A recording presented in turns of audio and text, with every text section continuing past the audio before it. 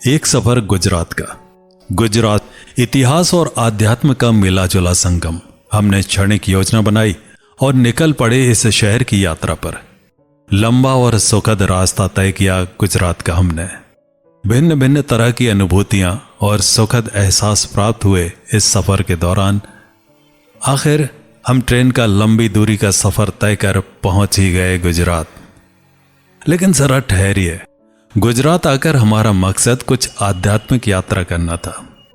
वैसे तो गुजरात शहर में अनेक पर्यटन स्थल और मशहूर दर्शनीय स्थान मौजूद हैं, पर हमने उनमें से कुछ खास स्थानों को चुना, जिसमें द्वारकाधीश मंदिर, श्री द्वारका भेंट, श्री सोमनाथ मंदिर और नागेश्वर ज्योतिर्लिंग मुख्य थे।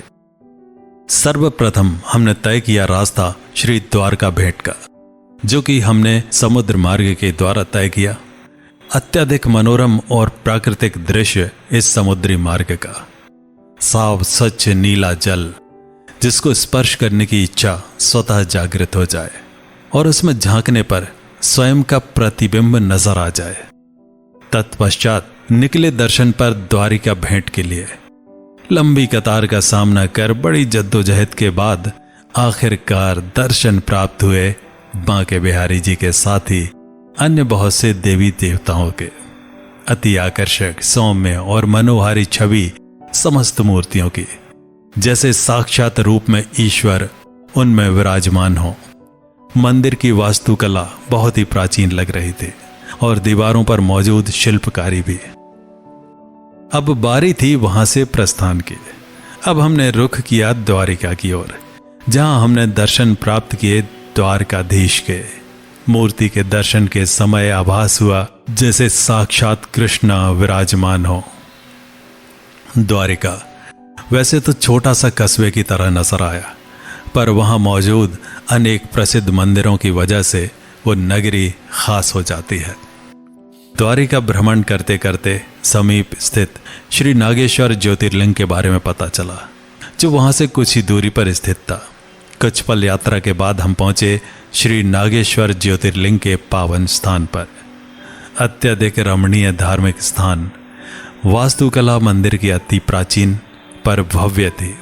मंदिर के प्रवेश द्वार पर ही शिव जी की अति विशाल आकर्षक प्रतिमा थी, जिसकी छवि देखते ही बनती थी। फिर हमने दर्शन किए ज्योतिर्लिंग के। सकारात्मक ऊर्जा का आभास हो रहा था दर्शन के पश्चात। अब आखिर में बारी आई गुजरात में स्थित श्री सोमनाथ ज्योतिर्लिंग के।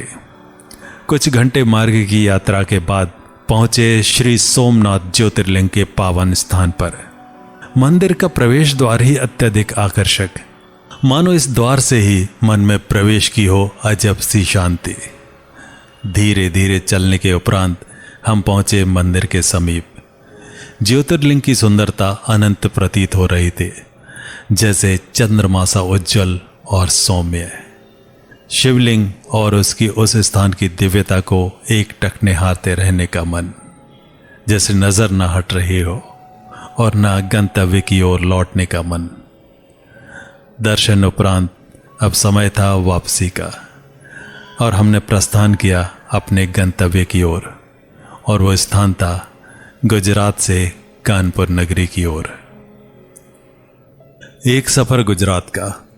स्नेहा के कलम के आसार।